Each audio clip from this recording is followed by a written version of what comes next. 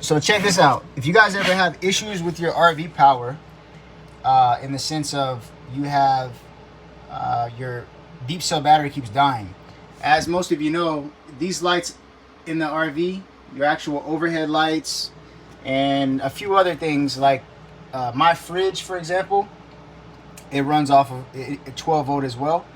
So the 12 volt batteries kept dying, and I couldn't figure out what was happening. So if it keeps killing the battery, it's not going to run properly, you know. So every couple of days I had to keep replacing that battery, and that was a big issue. And it took me about a year to figure it out. But what it is that behind wherever your panel is, behind your panel, there's a converter.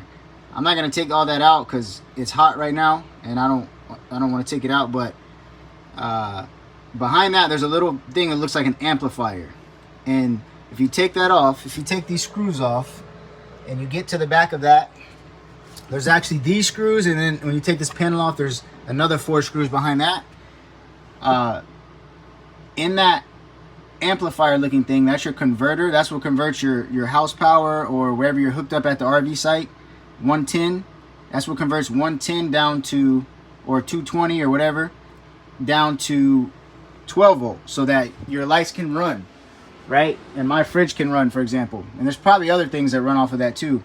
Because the RV is like half-half. Some things use 110, some things use 12 volt. So if you take this panel off and you look at that converter back there, there's 2 fuses on mine. There were 35 watt or 35 amp fuses. They were both blown.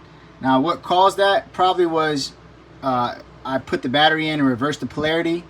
It's probably what caused that to happen. But it took me a whole year to figure that out. It was a big headache, but you know, that's what it was. So if you have issues with your battery dying constantly and your RV's not charging the battery like it's supposed to, then check those fuses.